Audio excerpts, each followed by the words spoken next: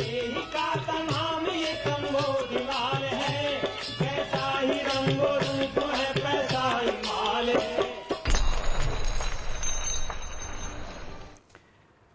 नमस्कार, मैं हूं शुभम शंकर। आप देख रहे हैं मनी 9। समय हो गया है आपके favourite prime time show money central का। आज दिन की सबसे बड़ी खबर देश से नहीं विदेश से है। आज दिन की सबसे बड़ी खबर आई है अमेरिका से। बात शुरू हो गई है मंदी की, मिलने लगे हैं संकेत। बात फिर एक बार शुरू हुई है बैंक से। ये बैंक इतने कमजोर क्यों होते हैं कि जहां इनमें बेचैनी दिखती है पूरा बाजार बेचैन हो उठता है, सरकारें बेचैन हो उठती हैं। और अब बात शुरू हुई है अमेरिका में एक और बैंक के डूबने की, कगार पे पहुंच गया है। कौन सा बैंक है, क्यों इस दिन तक पहुंच गया, क्या ऐसी वजह थी, अब इसके मायने क्या हैं, दुनिया में इसका क्या असर दिख रहा है, तमाम विश्लेषण करेंगे, विस्तार से विश्लेषण करेंगे आज दिन की सबसे बड़ी खबर का। लेकिन खबरें तो और भी हैं। विश्लेषण के लिए मेरे साथ मनी 9 के एडिटर अंशुमान तिवारी जी जुड़ गए हैं। सर, बहुत स्वागत है आपका। और शुरुआत अंशुमान जी से चर्चा की करूं उससे पहले आपको बता दूं कौन सी खबरें आज मनी सेंट्रल का हिस्सा हैं। शुरुआत करेंगे मौसम से। बिगड़ा मौसम, बेमौसम गर्मी आने से पहले हम आपको हर रोज बता रहे हैं कि ये गर्मी बेचैन करने लगी है, बेचैन करेगी। इस बार की गर्मियां भारी पड़ेंगी। तो अब मौसम के मोर्चे पर कौन सी नई चुनौती, ये समझेंगे। गर्मी की आंच से बढ़ने लगी सरकार में बेचैनी, क्यों बढ़ने लगी, कहां बढ़ने लगी, ये बताएंगे। सेबी दे रहा 20 लाख का इनाम, आप भी लेना चाहते हैं, बताएंगे आपको कब मिल सकता है, कैसे मिल सकता है। मनी लॉन्ड्रिंग कानून में बड़े बदलाव, कहां फंस गया ट्राई का कॉलर आईडी, यूएस में बैंकिंग संकट, मंदी का खतरा। ये तमाम खबरें आज मनी सेंट्रल का हिस्सा। शुरुआत बेमौसम बरसात के साथ। देश के कुछ हिस्सों में बेमौसम बरसात की वजह से फसल खराब होने की खबरें हैं। हिमाचल प्रदेश में 5 जिलों में रबी की 30% फसल खराब होने की आशंका जताई जा रही है। इसके अलावा राजस्थान और गुजरात में जीरा उत्पादक क्षेत्रों में बरसात से जीरे की फसल पर खराब असर पड़ा है। जीरे के भाव पहले से आसमान पर हैं और फसल पर खराब असर पड़ा है तो सीधी सी बात है, आवक घटेगी, आपूर्ति घटेगी, मांग तो उतनी ही रहेगी। मसाले खाने तो कम कर नहीं देंगे आप लोग और हम। तो इस वजह से आने वाले दिनों में मसालों की महंगाई और ज़्यादा भड़क सकती है। सर, मौसम के मोर्चे पर ताज़ा चिंता, ताज़ा चुनौती क्या बनती दिख रही है? मौसम के मोर्चे पर हम लगातार नज़र रखे हुए हैं और आप देख रहे हैं कि धीमे धीमे सरकार और सरकार के उच्च स्तर पर भी ये बात स्वीकार की जाने लगी है कि इस साल खाद्य महंगाई के लिए आने वाले कुछ महीने काफ़ी भारी पड़ सकते हैं। मौसम में 2 बड़े बदलाव दिख रहे हैं जिन्हें करीब से समझना ज़रूरी है। एक बदलाव दिख रहा है दक्षिण भारत के इलाके में, जहाँ इस सीज़न में, फरवरी के सीज़न में सामान्य से कम बारिश हुई है। इस इलाके में आमतौर पर जो नॉर्मल रेनफॉल होती है फरवरी में वो करीब 21.8 मिलीमीटर की होती है, जो करीब 68% कम हुई है। यानी जब दक्षिण के प्रायद्वीपीय इलाके में बारिश की ज़रूरत होती है इस दौरान फरवरी के मौसम में, जिसका असर का फ़ायदा तमाम उन फसलों को मिलता है जो गैर अनाज फसलें हैं, वहाँ हमने बारिश नहीं देखी है। जबकि दूसरी तरफ उत्तर भारत के इलाके में, जहाँ इस समय तापमान को कम रहना चाहिए, पकी हुई फसलें तैयार हैं जिनको कटने की संभावना है, वहाँ हमने बारिश देखी और जिसके कारण हिमाचल प्रदेश के और महाराष्ट्र के और मध्य भारत के कई हिस्सों में बड़ा नुकसान हुआ है। तो पहली तो बड़ी चुनौती ये है कि बारिश और मौसम 2 अलग अलग जगह 2 तरह से असर कर रहा है और इसका समग्र असर, समेकित असर हमको बाजार में खाद्य उत्पादों की आपूर्ति पर दिखाई देगा। जीरे का, मसालों का जिक्र शुभम ने किया। दूसरी चीज़ है कि अब धीमे धीमे एल निनो की आशंकाएं मजबूत होती जा रही हैं। सरकार के स्तर से भी, मौसम विभाग के स्तर से भी इस बात की संभावना बन रही है कि मार्च के महीने में जिस तरीके का तापमान बढ़ा है, हीट वेव की चेतावनी अब दी भी जा चुकी है। कुछ आंकड़े जब हम समझने की कोशिश कर रहे थे तो हमें दिखाई दिया कि भारत में पिछले 1970 से लेकर अगर आप 2015-16 तक का दौर देखें तो भारत में 12 बार एल निनो का असर हमें दिखाई देता है। 12 बार जब एल निनो का असर दिखाई दिया है तो एवरेज रेनफॉल है, औसत बारिश है, वो करीब करीब 10% कम हुई है। और भारत में खरीफ के उत्पादन पर आमतौर पर 6% की कमी खरीफ के उत्पादन में आई है इस 12 साल में। एल निनो के असर 3 अलग अलग स्तरों पर होते हैं। मॉडरेट अगर होता है तो करीब करीब 10% के उत्पादन में गिरावट आती है, और अगर वीक है, सामान्य मानसून हो जाता है खींचतान कर, तो शायद बढ़ोतरी नहीं होती पर उत्पादन में गिरावट भी नहीं होती। तो पूरे सभी अगर आप इस दौर को देखें तो 26 साल ऐसे रहे हैं मानसून के जहां एल निनो नहीं आया, और 12 सालों में जहां एल निनो आया है वहां पर हमें असर पड़ा है। आंकड़े बड़े स्पष्ट हैं और इन आंकड़ों की रोशनी में भारत में खाद्य संकट को लेकर, गर्मी को लेकर किस्म किस्म की तैयारियां और संभावनाएं बनती दिखाई दे रही हैं। बाजार अपनी तैयारी कर रहा है, किसान अपने तरह से तैयारी कर रहे हैं। मौसम एक और मोर्चे पर सरकार के लिए बहुत बड़ी चुनौती बनने वाला है, वो मोर्चा है बिजली का, जिस पर हम आगे बात करेंगे। बिल्कुल, अब अगली चर्चा बिजली पर ही है। गर्मी के सीजन में बिजली की बढ़ी मांग को पूरा करने के लिए ऊर्जा मंत्रालय ने तैयारी शुरू कर दी है। ऊर्जा मंत्री आर.के. सिंह ने कहा कि बिजली उत्पादन को बढ़ाने के लिए उनके मंत्रालय ने कोयला और रेलवे, ध्यान से सुनिए, कोयला और रेलवे, यही पूरा 360 का चक्र पूरा होता है। जब ये तीनों डिपार्टमेंट बनते हैं तभी हमारे आपके घर बिजली पहुंचती है। इनका सुचारू काम होना, एक साथ काम होना, बहुत अच्छे से अलाइन होना बहुत ज़रूरी है। इसके अलावा कहा गया यह है कि पावर प्लांट को लोड शेडिंग रोकने के लिए काम करने को कहा गया है। इस साल गर्मियों के दौरान बिजली की मांग रिकॉर्ड स्तर पर पहुंच जाएगी, ऐसे अनुमान आ रहे हैं, तैर रहे हैं। सर, सबसे पहले मांग ही बता दीजिए, कहां तक जा सकती है, कितनी बढ़ सकती है? संभावना ये है कि इस बार गर्मियों में नाइट टाइम की, क्योंकि रात में बिजली की मांग और भी ज़्यादा होती है लाइट्स के कारण और गर्मियों के कारण, भारत में करीब 217 गीगावाट्स के आसपास की डिमांड अप्रैल में, मार्च के अंत से लेकर अप्रैल में पहुंचने वाली। अप्रैल की मांग का आकलन हमारे पास है, मई और जून में ये मांग और ज़्यादा हो जाएगी। जहाँ से गर्मियाँ प्रवेश करती हैं या शुरू करती हैं आमतौर पर, हालांकि गर्मियाँ इस बार पहले आ गई हैं, उस हिसाब से पिछले साल से लगभग 6.5 से 7% ज़्यादा पावर की डिमांड होगी। और ये डिमांड का कैलकुलेशन जैसे जैसे ये आंकड़ा जैसे जैसे उद्योगों के बीच में, कोयला कंपनियों के बीच में सरकार के आसपास पहुंच रहा है, वैसे वैसे तमाम तरीके की ऊहापोह और खींचतान शुरू हो गई है। बिजली मंत्रालय बैठक कर रहा है, कोयला आयात की संभावनाओं पर बात की जा रही है और भी कई सारे कील कांटे दुरुस्त करने की कोशिश की जा रही है। याद रहे कि ये लगातार दूसरा साल होने वाला है जब मौसम पिछले साल की तरह इस साल भी गर्म है। पिछले साल भी हमने इसी मौसम में कोयले की कमी देखी थी और बिजली के उत्पादन में गिरावट देखी थी और बिजली की आपूर्ति में कमी देखी थी।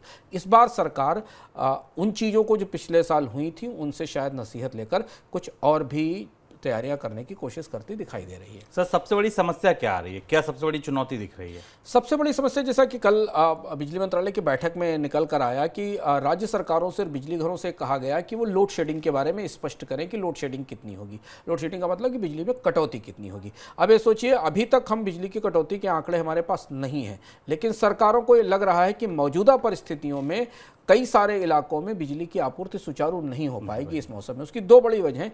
एक तो गर्मी के कारण बिजली की सामान्य से ज़्यादा डिमांड होगी। टेम्परेचर जितना बढ़ेगा, हीट वेव जितनी ज़्यादा होगी, सामान्य तापमान 35 डिग्री अभी पहुंच रहा है मार्च के महीनों में, और अप्रैल में अगर ये 40-45 डिग्री पहुंचता है और मई जून में और ऊपर जाता है तो बिजली की मांग सबसे ज़्यादा बढ़ेगी। तो बिजली मंत्रालय ने कहा है कि लोड शेडिंग के बारे में स्पष्ट की जाए स्थिति की कितनी लोड शेडिंग हो सकती है, बिजली की आपूर्ति में कितनी कटौती हो सकती है।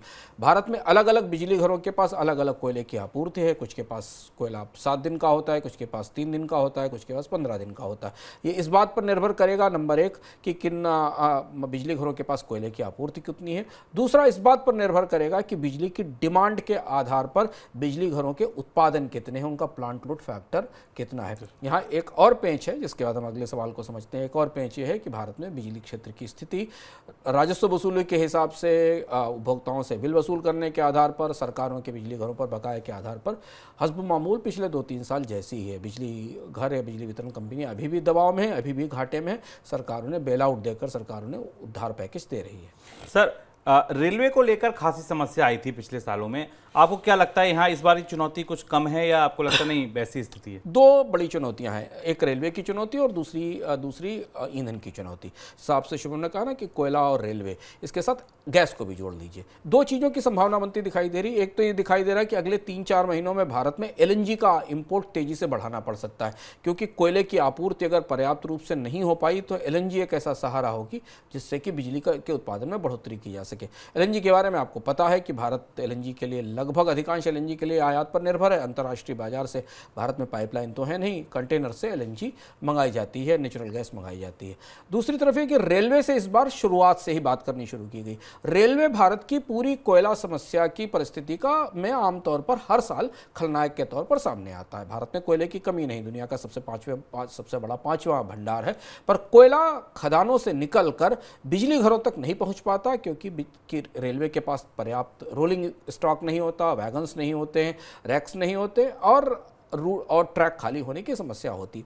रेलवे से इस बार एक कहा गया है कि वो कोयले के ट्रांसपोर्टेशन को प्रायोरिटाइज करे, यानी जितना माल जा रहा है उस माल में सबसे पहली वरीयता कोयले को पहुंचाने के लिए दी जाए। इसके अलावा ये कहा गया है कि अगर ज़रूरत पड़े तो रेलवे कुछ बड़े रूट्स को पूरी तरह डेडिकेट कर दे कोयले की आपूर्ति के लिए, ताकि खदानों से निकलने वाला कोयला बिजली घरों तक पहुंचा सके। पिछले महीने के आंकड़े हमारे पास हैं। रेलवे ने करीब करीब 426 रैक्स कोयला प्रतिदिन के हिसाब से पावर हाउसेस को भेजा है, जो पिछले साल फरवरी के हिसाब के मुकाबले 399 रैक्स था, यानी कोयले की आपूर्ति ढुलाई बढ़ाई गई है। लेकिन जिस तरीके की मांग का सिनेरियो बन रहा है 217 गीगावाट्स की अप्रैल में ही, उस हिसाब से रेलवे को अपनी क्षमताओं में और ज़्यादा बढ़ोतरी करनी पड़ेगी। और आमतौर पर शुभ हम देखते हैं अप्रैल तक चीज़ें ठीक ठाक चलती हैं कोयले की आपूर्ति को लेकर, बिजली घरों से खदानों से। अप्रैल के बाद स्थितियां डगमगाना शुरू होती हैं, जब बिजली की मांग एकदम बढ़ती है और कोयला और बिजली घरों के पास कोयले का स्टॉक खत्म होना शुरू होता है। तो अब ये जो क्रिटिकल स्टॉक वाली सिचुएशंस हैं, ये मार्च के अंत से बनना शुरू हो जाएंगी तो है। इसके अलावा बंदरगाहों के ऊपर कोयले के आयात में भी बढ़ोतरी हुई है। कोयला कंपनियों के लिए आयात खोला गया है, उन्होंने अपने आयात शुरू किए हैं। कुल मिलाकर इसके दो बड़े असर हमें तत्कालिक तौर पर दिखाई देंगे जब ये गर्मी का मौसम बीतेगा। एक, भारत के आयात बिल में बढ़ोतरी होगी, विदेशी मुद्रा भंडार पर दबाव रहेगा क्योंकि भारत को कोयला आयात करना पड़ रहा है। इतना सब होने के बाद भी भारत के बहुत सारे इलाकों में, दूर दराज के इलाकों में कोयला शायद नहीं पहुंच पाएगा। जो समुद्र तटीय इलाके हैं वहां पर कोयला आयात किया जाएगा और आयात के लिए सरकार ने कहा भी है कि इम्पोर्टेड कोल की ब्लेंडिंग की जाए उत्पादन में। और दूसरी महत्वपूर्ण बात है कि फिर भी इस सब के बाद भी ये गर्मियाँ आपको काफ़ी गर्म महसूस होंगी, क्योंकि इस गर्मियों में कई जगह बिजली की कटौती की नौबत आएगी, इसकी संभावना बनती दिखाई दे रही है। कटौती भी होगी और बिजली महंगी भी होगी, दोनों ही पूरी संभावनाएं बनती दिख रही हैं। अगली खबर सुनिए ध्यान से। कैपिटल मार्केट रेगुलेटर सेबी ने बाजार के डिफॉल्टर्स और उनकी संपत्तियों की जानकारी देने वाले लोगों को इनाम देने का फैसला किया है। डिफॉल्टर से अधिक आर्थिक दंड और जुर्माने वसूलने के लिए सेबी ने यह कदम उठाया है। जानकारी देने वालों को 2 किस्तों में इनाम दिया जाएगा। इनाम की राशि अधिकतम 20 लाख रुपए तक होगी। डिफॉल्टर्स की जानकारी देगा उस व्यक्ति की जो पहचान है वो गोपनीय रखी जाएगी, ऐसा भी सेबी की ओर से कहा गया है। सर, सेबी ऐसा कर क्यों रहा है? भारत में लोन की वसूली को लेकर और लोन के चुकाने वाले लोगों के चूकने के कारण अब डिफ़ॉल्टर्स की एक बड़ी संख्या हो गई। सेबी ने पहली बार इस तरीके की कोशिश की जिसमें कि वो लोन डिफ़ॉल्टर्स से, जो बैंकों के कर्ज को डिफ़ॉल्ट किए हुए लोग हैं, वो डिफ़ॉल्ट होने वाले हैं या उनकी संभावना दिखाई दे रही, उनके भीतर क्या चल रहा है, इसकी जानकारी देने वाले, आमतौर पर आप उन्हें इन्फॉर्मर या पुलिस की ज़बान में मुखबिर कह सकते हैं, इस तरीके के लोगों को इनाम देना चाहती है, जिससे कि ये पता चल सके कि कौन सी कंपनियां लोन चुकाने में डिफ़ॉल्टर होने के करीब हैं, क्योंकि उसमें बहुत सारी ऐसी कंपनियां जो स्टॉक मार्केट में सूचीबद्ध नहीं हैं और बहुत सी कंपनियां ऐसी जो शेयर बाजार में सूचीबद्ध भी हैं। ये पहली बार ऐसी कोशिश विजिलेंस की सेबी ने शुरू की है, जिससे कि पता चलाया जा सके कि कौन सी कंपनियां डिफ़ॉल्ट होने के करीब है। 500 के आसपास कंपनियां ऐसी हैं जिनको सेबी ने आइडेंटिफाई भी किया है, लिस्ट भी किया है, जिनके साथ ऐसे रिस्क दिख रहे हैं। फाइनेंशियल एक्शन टास्क फोर्स यानी FATF के सुझाव पर सरकार ने PMLA कानून में संशोधन किया है। इसके तहत मनी लॉन्ड्रिंग प्रोविजन के तहत रिपोर्टिंग इकाइयों का दायरा बढ़ गया है। अब PMLA के तहत राजनीतिक लोगों, NGO, सैन्य अधिकारियों और जजों को भी शामिल किया गया है। PMLA कानून में बदलाव से ED जैसी केंद्रीय एजेंसियों की जांच का दायरा बढ़ जाएगा। नियम में बदलाव के बाद ED अब विदेशों में काम करने वाले लोगों को, वरिष्ठ राजनेताओं को, राजनीतिक पार्टी के पदाधिकारियों को, वरिष्ठ नौकरशाहों को और सैन्य अधिकारियों को भी जांच के दायरे में ला सकेगी। सर, क्यों कर रही है सरकार ऐसा? क्या इसके पीछे का मकसद है और क्या बड़े बदलाव किए जा रहे हैं? PMLA में कल बदलाव के नोटिफिकेशन जारी हुए, जिसको मनी लॉन्ड्रिंग एक्ट हम कहते हैं। FATF का नाम आप बार बार सुनते होंगे। फाइनेंशियल एक्शन टास्क फोर्स है जो दुनिया के देशों को मनी लॉन्ड्रिंग रोकने के तरीके बताती है और कुछ नियम तय करती है, और मनी लॉन्ड्रिंग के नियम न पालन करने वाले देशों को ग्रे लिस्ट या ब्लैक लिस्ट में डाला जाता है। भारत में पॉलिटिकली एक्सपोज्ड पर्सनस को लेकर पहले से मनी लॉन्ड्रिंग के नियम लागू हैं। बैंकों को इन पॉलिटिकली एक्सपोज्ड पर्सन को इसलिए कहा जाता है कि इसमें राजनीतिक दलों के नेता हैं, कार्यकर्ता हैं, सरकारी कंपनियों के अधिकारी हैं और अन्य लोग हैं। इन्हें जोड़ने के लिए, इनके साथ कारोबार करने के लिए बैंकों के पास एक स्पेशल KYC प्रोसीजर होता है, जिसके लिए इन्हें अलग से जांच पड़ताल करके इन्हें जोड़ना पड़ता है। जो नया बदलाव किया गया है, उससे बैंकिंग और फाइनेंशियल कंपनीज को बहुत सारे ऐसे इंडिविजुअल्स और एंटिटीज़ का रिकॉर्ड रखना पड़ेगा जो पहले PMLA के दायरे में नहीं आते थे। पॉलिटिकल एक्सपोज पर्सन होने के बाद भी उसका दायरा काफ़ी बड़ा कर दिया गया और अब बहुत सारे लोग इस दायरे में आ जाएंगे। पहली चीज़ ये। दूसरा बदलाव जो किया गया है वो ये बदलाव किया गया है NGOs के लिए और जो सिविल सोसाइटी ऑर्गेनाइजेशंस हैं, उनका भी एक्सपोजर अगर किसी पॉलिटिकली एक्सपोज्ड पर्सन के साथ है, यानी कोई एनजीओ या स्वयंसेवी संगठन किसी ऐसे व्यक्ति के साथ काम कर रहा है या उसका है जो राजनीतिक रूप से एक्सपोज्ड है, तो उसके कामकाज को भी मनी लॉन्ड्रिंग के दायरे में लाया गया। और इससे भारत में मनी लॉन्ड्रिंग का स्कोप, उसका दायरा काफ़ी व्यापक हो गया है और इन्फोर्समेंट डायरेक्टरेट को बड़े अधिकार मिले। आपको याद होगा कि अभी सरकार ने 2 दिन पहले ही क्रिप्टो करेंसी और डिजिटल एसेट्स में होने वाले फाइनेंशियल फ्लोज को भी मनी लॉन्ड्रिंग के दायरे में रखा था। टेलीकॉम कंपनियों के कॉलर आईडी की सुविधा देने में अब देरी हो सकती है। दरअसल सरकार चाहती है कि टेलीकॉम कंपनियां मोबाइल फोन पर आने वाली हर कॉल के साथ कॉलर आइडेंटिफिकेशन की सुविधा दें। इसे कॉलिंग नेम प्रेजेंटेशन यानी CNAP कहा जाता है। ट्राई ने ये कहा था, टेलीकॉम कंपनियों को ये निर्देश दिया था कि आप ऐसा कीजिए कि हर कॉल के साथ ये आप आईडी दीजिए, लेकिन इस पर दोनों पक्षों में आम राय नहीं बन पाई है। अब इसमें देरी हो सकती है क्योंकि स्टेक होल्डर्स ने पर्सनल डेटा प्रोटेक्शन बिल को लेकर भी चिंताएं जताई हैं। सर, कहां फंस गई ये ट्राई का कॉलर आईडी? ऐसा लगता है जैसे टेलीकॉम कंपनियां अपने ढांचे में बदलाव करने की लागत अभी उठाने को तैयार नहीं हैं और वो किसी तरह से क्योंकि जब आपको कॉलर आइडेंटिफिकेशन का सिस्टम अपने नेटवर्क में ही बिल्ड करना पड़ेगा, क्योंकि जो नई व्यवस्था है वो TRI ये कह रही है कि वो ऑप्शनल नहीं है। हर कॉल जो नेटवर्क से जनरेट होगी उसका कॉलर आईडी उसके साथ होगा। जो काम अभी आप ऑप्शनली वैकल्पिक रूप से ट्रू कॉलर जैसी सुविधाओं के साथ करते हैं, जिसमें यदि आप ट्रू कॉलर का ऐप डाउनलोड करते हैं और उसे एक्टिव करते हैं और सिंक करते हैं, तब आपको पता चलता है कि कॉलर कहाँ से आ रहा है। उसी तरीके की लगभग या उससे अधिक रोबस्ट व्यवस्था TRI ये सजेस्ट कर रही है कि कोई भी कॉल आपके मोबाइल फ़ोन पर आए तो उसके पीछे कौन सा व्यक्ति है इसके बारे में पता होना चाहिए। यहाँ मामला 2 तरीके से फंस गया। एक तो हम शुरुआत से इसे करीब से नज़र रख रहे हैं और आपको बताते रहें कि टेलीकॉम कंपनियों का मानना है कि उनके पास अभी ऐसी तैयारियां नहीं हैं, उन्हें सॉफ्टवेयर अपग्रेडेशन में काफ़ी पैसा लगाना पड़ेगा, एक्सचेंजेस में मोबाइल फ़ोन्स को इस बात के लिए तैयार करना पड़ेगा। लेकिन इसके साथ एक और महत्वपूर्ण बात है, जो बात इन कंपनियों ने TRI के सामने रखी है, और उसमें जो नया डेटा प्रोटेक्शन बिल है जिसमें प्राइवेसी की, आपकी निजता की सुरक्षा के नियम तय किए गए हैं।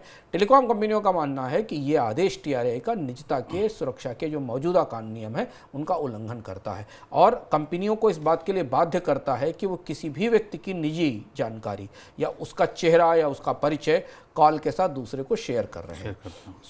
इसमें यह भी इशू आया है, ये मुद्दा उठाया गया कि सुप्रीम कोर्ट ने जो प्राइवेसी के अधिकार को सुनिश्चित किया था उस अधिकार का भी उल्लंघन होता है। अब इसमें 2 तरीके की चर्चाएं चल रही हैं। एक माना जा रहा है कि टेलीकॉम कंपनियां डेटा प्रोटेक्शन बिल के पीछे खड़े होकर छिपकर ये सारी व्यवस्थाएं नहीं देना चाहती हैं। दूसरी तरफ ये माना जा रहा है कि इस व्यवस्था से प्राइवेसी का उल्लंघन होगा।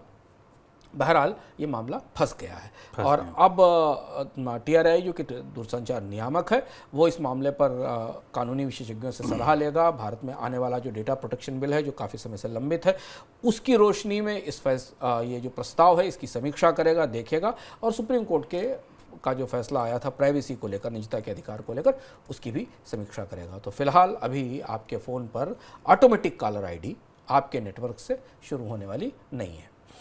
चलिए अब रुख करते हैं दिन की सबसे बड़ी खबर का।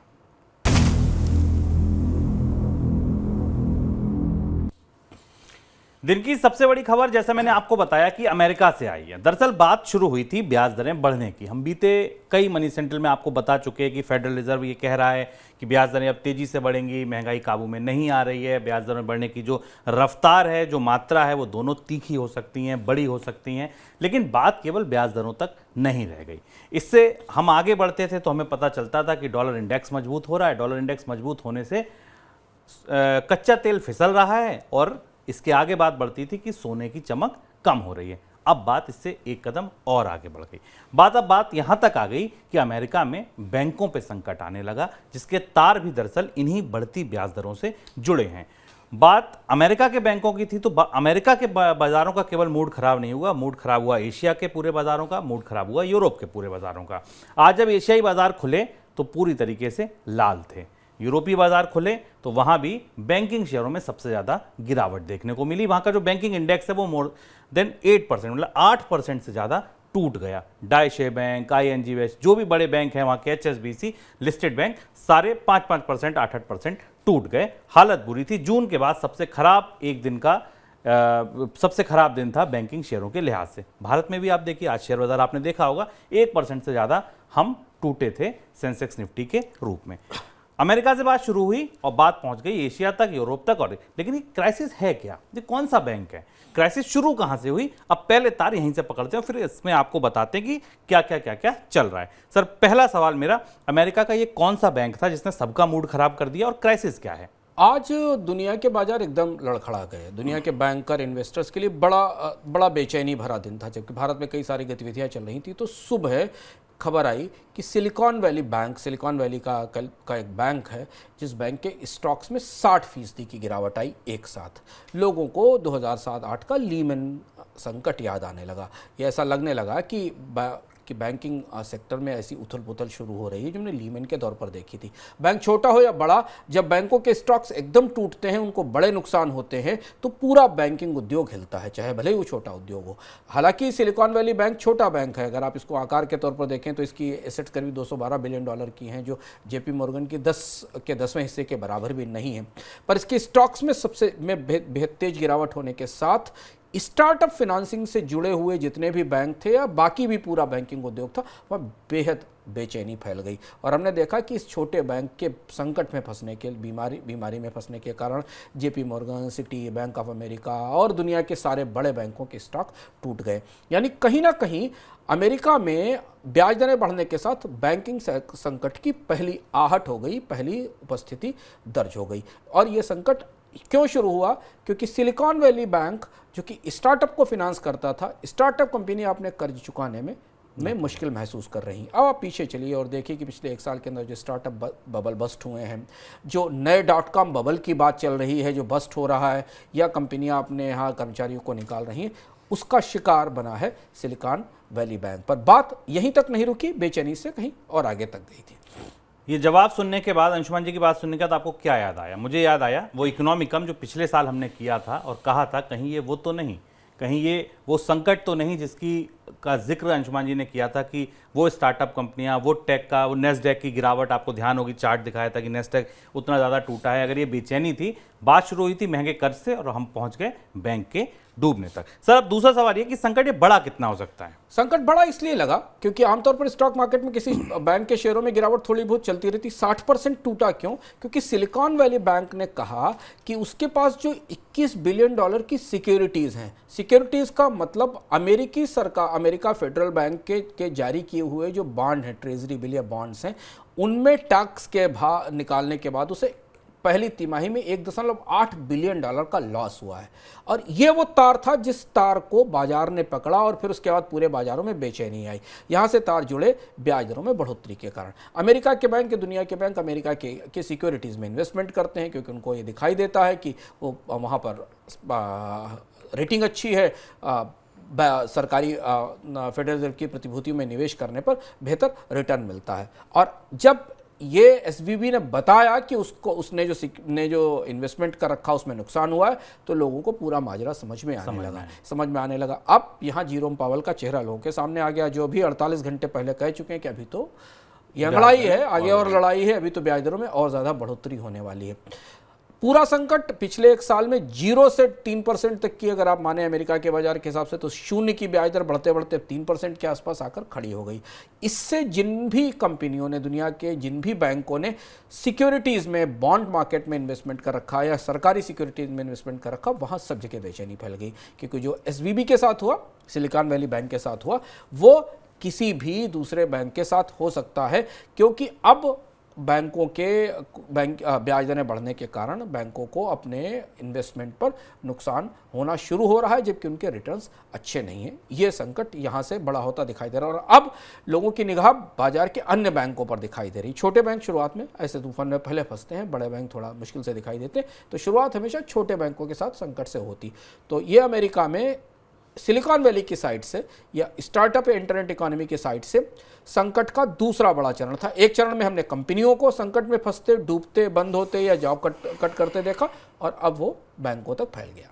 सर अब बात यह कि ये जिन्हें कर्ज देते थे उनका क्या होगा, उन स्टार्टअप्स की अर्थव्यवस्था का क्या होगा पूरा, जिनको ये कर्ज देते थे। अब स्टार्टअप की इकोनॉमी के लिए दो बड़ी चुनौतियां पहले से हमें दिख रही। पहली चीज तो ये कि बैंक्स अब और ज़्यादा रिजर्व हो रहे हैं क्योंकि ब्याज दरों में बढ़ोतरी हो रही। तो पहली चीज तो स्टार्टअप कंपनियां जिनको फिनांस किया जाता था, जो अपने शॉर्ट टर्म फिनांसिंग के लिए इन बैंक्स का इस्तेमाल करती थी, एक बड़ा नेटवर्क था सिलिकॉन वैली में और दुनिया के अन्य हिस्सों में भी, जो कंपनियों को लोन देते थे। इन कंपनियों की तरफ से स्टार्टअप कंपनियों को लोन मिलने में दिक्कत होगी। हमें याद है कि स्टार्टअप कंपनियों में पूंजी का निवेश कम हो रहा है, उन्हें कैपिटल कम मिल रही है, वेंचर कैपिटल फंड कम आ रहे हैं। ऐसी परिस्थितियों में स्टार्टअप कंपनियों को जब तक माहौल सुधरता है, मौसम माफिक होता है, तब तक कर्ज ही लेने पड़ेंगे, तभी वो अपने कामकाज चला सकती हैं। इस क्राइसिस के बाद इन जो टेक्नोलॉजी इकोनॉमी है, जो इंटरनेट इकोनॉमी, जो नई इकोनॉमी है, उसमें बैंकों को कर्ज देने में और ज़्यादा सतर्कता बरतनी होगी और इसका असर हमें दूसरी बाजार के एक दूसरे हिस्से पर दिखाई दिया। एक इंडेक्स के बारे में आपको शुभम ने बताया जो बैंकिंग इंडेक्स था, इसका दूसरा हिस्सा में टेक्नोलॉजी स्टॉक्स पर भी दिखाई दिया।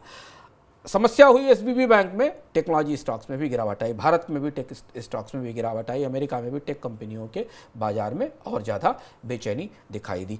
पूंजी की लागत जब बढ़ना शुरू होती है तो एक साथ कई सारे हिस्सों में खलबली मचती है और उसका असर हमें दूसरी कंपनियों में भी दिखाई दिया।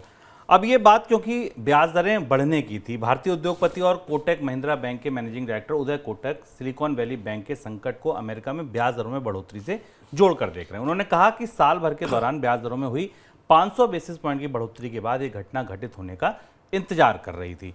बात अभी यहाँ तक रुकी नहीं थी। जैसा अंशुमान जी ने कहा कि फेडरल रिजर्व के चेयरमैन जेरोम पावेल तो कह चुके हैं कि सेंट्रल बैंक आने वाले दिनों में ब्याज दरों को और ज़्यादा तेजी के साथ बढ़ाएगा और बढ़ोतरी भी अधिक होगी। सर, ब्याज दर बढ़ने की चिंता सिर्फ यहीं करें या अभी चुनौतियाँ और कहीं और दिख सकती हैं? अब आप थोड़ा इसको और पीछे ले जाकर देखें। हम लोगों ने जब अडानी समूह के संकट पर चर्चा की थी और एक इकोनॉमिक में चर्चा की थी तो हमने आपको बताया था कि सारी समस्याएं कहाँ से शुरू होती हैं वहाँ से जहाँ से अमेरिका में ब्याज दरें बढ़ना शुरू होती हैं और दुनिया में कॉर्पोरेट्स के कर्ज महंगे होना शुरू होते हैं।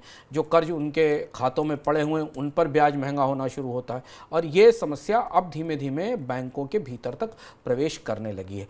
अब जिस डेट संकट के, जिस डेट क्राइसिस की संभावना पहले से जाहिर की जा रही थी, कॉर्पोरेट में, कंपनियों में उसके पहले संकेत दिखाई देने लगे और यही बैंकर्स की सबसे बड़ी दुविधा होती है।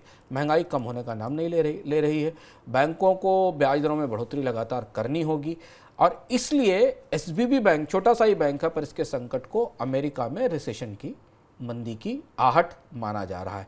मंदी तो ठीक है क्योंकि मंदी लाने की कोशिश तो फेडरल रिजर्व भी कर रहा है। वो चाहता है कि बाजार में मांग टूट जाए, महंगाई कम हो, ब्याज दरें कम हो, पर इसमें इस पूरी कोशिश में जो कोलेट्रल डैमेज है वो बैंकिंग सेक्टर का हो रहा है, जो साथ में इस पूरी कोशिश में, और अगर बैंकिंग सेक्टर में डैमेज शुरू होता है, बैंक में बिल्ड डाउन शुरू होता है तो फिर फाइनेंशियल मार्केट्स में बड़ी बेचैनी बनती है। अब यहाँ से देखना है कि हवा किस तरफ रुख करती है, बैंकों की तरफ रुख करेगी, बैंक और मुश्किल में फंसेंगे, या ये एक ही घटना बनकर रह जाएगी और इसके बाद चीज़ें सुधरती दिखाई देंगी, ये बाद में पता चलेगा। लेकिन ब्याज दरों में बढ़ोतरी के कारण अब का तूफान अब कई जगह, अलग अलग जगह असर करने लगा है। भारत के शेयर बाजार में भी हमें इसका असर दिखाई दिया है। बिल्कुल, अंशुमान जी का कहना है कि इस बैंकिंग क्राइसिस से आप मंदी के संकेत भी पकड़ सकते हैं। चलिए आगे बढ़ते हैं और अब देखते हैं झटपट खबरें।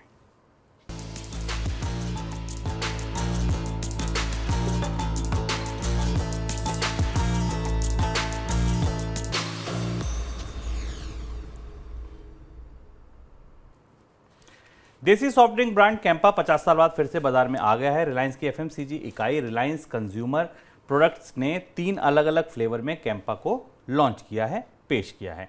कैंपा पोर्टफोलियो के तहत शुरुआत में Campa Cola, Campa lemon, Campa orange को उतारा गया है। एक समय कैंपा बाजार में लीडिंग सॉफ्ट ड्रिंक ब्रांड था। पिछले साल 22 करोड़ में रिलायंस ने दिल्ली के प्योर ड्रिंक ग्रुप से ये कैंपा ब्रांड खरीदा था। अगली खबर लेंसकार्ट से जुड़ी। आईवीआर स्टार्टअप लेंसकार्ट को बड़ा निवेश मिल सकता है। खबर यह है कि अबू धाबी इन्वेस्टमेंट अथॉरिटी यानी ADIA अब लेंसकार्ट में इक्विटी के बदले $50 करोड़ का निवेश कर सकती है। अबू धाबी का ये फैसला सॉवरेन वेल्थ फंड ने लिया है। सॉवरेन वेल्थ फंड भारतीय स्टार्टअप में मौजूदा शेयरों में नई इक्विटी को खरीदने के लिए डील को अंतिम रूप दे रहा है। अबू धाबी इन्वेस्टमेंट अथॉरिटी के साथ ये डील पूरी होने के बाद लेंसकार्ट की वैल्यू $4 अरब से ज़्यादा हो जाएगी। एक और खबर, सरकारी टेलीकॉम कंपनी BSNL और MTNL के बाद विलय की खबरों के बाद दोनों कंपनियों के कर्मचारी यूनियनों ने अपने मुद्दे उठाना शुरू कर दिए। होना ही था। बीएसएनएल यूनियन ने सरकार से मांग की है कि मर्जर से पहले उसे कई मुद्दों को सुलझाना चाहिए। कर्मचारी संगठन मांग कर रहे हैं कि विलय से पहले दोनों कंपनियों में वेतन मिसमैच और पेंशन के मुद्दे को निपटाना चाहिए। उधर विलय के लिए सरकार एमटीएनएल को विदेशी शेयर बाजार से डिलिस्ट कराने की तैयारी कर रही है, ऐसी खबरें भी आ रही हैं। सर, कोई टिप्पणी आपकी? फूड मार्केट में रिलायंस की तरफ से प्रतिस्पर्धा शुरू हो रही है। आप आमतौर पर हम रिलायंस को पेट्रोलियम कंपनी, पेट्रोकेमिकल कंपनी के तौर पर जानते रहे, उसके बाद हमने इसे टेलीकॉम कंपनी के तौर पर जाना है। रिलायंस रिटेल आने के बाद रिलायंस ने अपने फूड पोर्टफोलियो को बढ़ाने की कोशिश की है और इसमें कैंपा का अधिग्रहण बाजार में चर्चा का विषय बना था। और अब कैंपा के लॉन्च के बाद भारत की जो दो बड़ी सॉफ्ट ड्रिंक कंपनियां हैं, जो मल्टीनेशनल कंपनियां हैं, पेप्सी और कोक को मार्केट में चैलेंज मिलेगा। आपको याद होगा कि रिलायंस ने पिछले 1 साल के भीतर शुभम कई सारे फूड ब्रांड्स का अलग अलग अधिग्रहण किया है, जो बाजार के अलग अलग महत्वपूर्ण हिस्सों को टारगेट करते हैं। जिससे गुजरात का एक ब्रांड सोयोस हजूरी था, जिसको टेक ओवर किया था रिलायंस ने, जो स्पेशलाइज्ड ड्रिंक्स बनाता है, रिफ्रेशिंग ड्रिंक बनाता है। रिलायंस ने लोटस चॉकलेट का अधिग्रहण किया था, एक कन्फेक्शनरी कंपनी का। रिलायंस ने एक श्रीलंका का जो लीडिंग बिस्किट ब्रांड है मैलीबैन, उसका भी अधिग्रहण किया था। तो इस साल आपको भारतीय बाजार में पेप्सी और कोक के मुकाबले रिलायंस भी खड़ा दिखाई देगा। रिलायंस का कैंपा भी जंग करता दिखाई देगा। गर्मियां ज़्यादा पड़ने वाली हैं, इस बार गर्मियों का मौसम ज़्यादा बड़ा होगा और उस दौरान हमें भारत के सॉफ्ट ड्रिंक बाजार में एक नई किस्म की जद्दोजहद देखने को मिलेगी। चलिए, तो ये था हमारा आज का मनी सेंट्रल। अगली मुलाकात आपसे सोमवार को शाम 7 बजे। उससे पहले इकोनॉमिकम रविवार सुबह 11:15 बजे।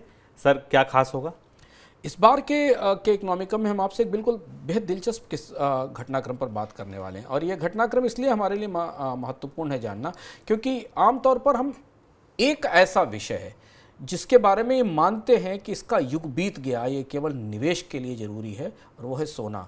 लेकिन पिछले 2 साल में सोने के बाजार में सरकारों के भीतर से लेकर बैंकों की तिजोरियों तक और आपके अपनी खरीद तक जितने बड़े बदलाव हैं, उन्होंने सोने को लेकर, गोल्ड को लेकर दुनिया का पूरा मौद्रिक परिदृश्य ही उलट पलट दिया। क्या हो रहा है सोने के बाजार में? क्या आपको सुर्खियों में पता चल रहा है कि सिर्फ सोने की कीमतें ही ऊपर नीचे नहीं हो रही हैं, सोने को लेकर बहुत कुछ और बदल रहा है। इस बार हम जानने की कोशिश करेंगे कि यह रहस्यमय पीली धातु एक बार फिर दुनिया के पॉलिसी मेकर्स को कैसे चौंका रही है। तो ये था हमारा आज का मनी सेंट्रल इकोनॉमिकम। आप आगे आपसे मुलाकात होगी सोमवार को शाम 7 बजे। लेकिन क्या आप सोमवार से शुक्रवार तक हर रात 10 बजे हमारा खास बुलेटिन मनी टाइम देखते हैं? नहीं देखते हैं तो ज़रूर देखिए, क्योंकि ये बुलेटिन बेहद खास है। दिन भर की सारी बड़ी पर्सनल फाइनेंस खबरों के साथ आते हैं। वरुण इसको लेकर आते हैं, आपको सारी बड़ी खबरें और उनका असर बताते हैं कि क्या असर हुआ आपकी जेब पर आज जो बड़ी खबर आई उसका। तो रात 10 बजे मनी टाइम के साथ जुड़िए। फिलहाल दीजिए इजाजत, बने रहिए मनी 9 के साथ। नमस्कार। ऐसे ही का तमाम ये कम वो दिवार